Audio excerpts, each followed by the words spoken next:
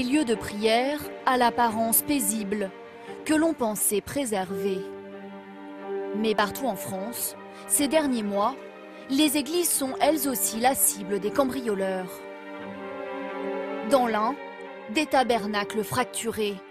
Dans le Sud, des objets liturgiques envolés, un patrimoine de grande valeur qui disparaît.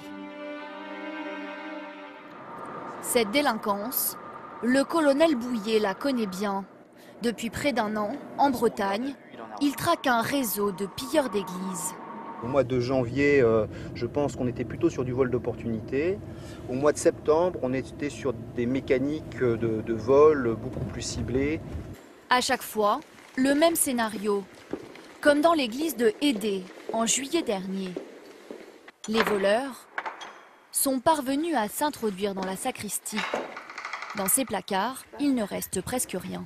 Ah oui, ça aussi, c'est beaucoup moins de valeur que ce qu'ils ont pris, quoi. Ils ont su choisir. Une douzaine d'objets liturgiques comme ceux-ci dérobés, parfois en bronze ou en argent. C'est la matière première qui les intéresse au premier chef. Très rapidement, je pense que là, nos auteurs se sont rendus compte de la valeur marchande de l'objet. Et sur le marché de l'art, ces objets, pour certains, ont une valeur effectivement inestimable. Au moins 25 églises ont ainsi été pillées. Les objets étaient ensuite envoyés au Royaume-Uni, puis parfois revendus des milliers d'euros sur ce site internet.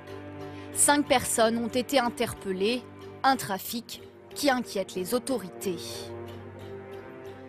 Car dans les églises aujourd'hui désertées, les objets de valeur sont parfois mal protégés.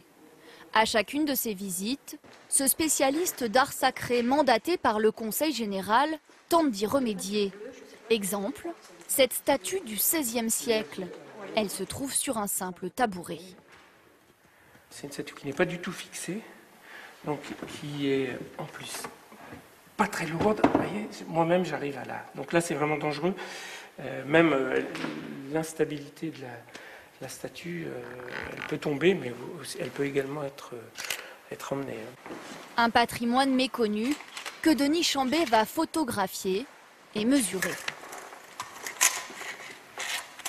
En cas de vol, c'est important d'avoir ces éléments-là, puisque ça permet déjà d'identifier avec précision. Et une fois inventoriés, difficile de revendre ces objets sans être repérés.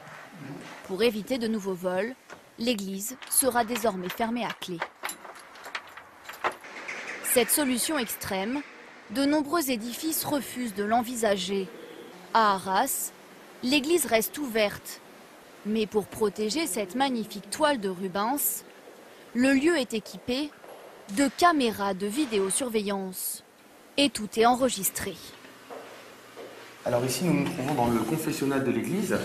Et derrière ces panneaux, nous pouvons voir le dispositif de surveillance de l'église. Cette église dispose de 6 caméras qui sont également des caméras infrarouges, ce qui permet d'avoir une vision nocturne. Ces caméras ont surtout un objectif dissuasif, c'est-à-dire que quand les gens savent qu'un lieu est surveillé, il n'y a pas d'infraction commise et tout se passe très bien.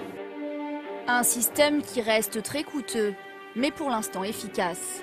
Car une fois volés, les objets se retrouvent dans des collections à l'autre bout du monde et il est alors très difficile de les récupérer.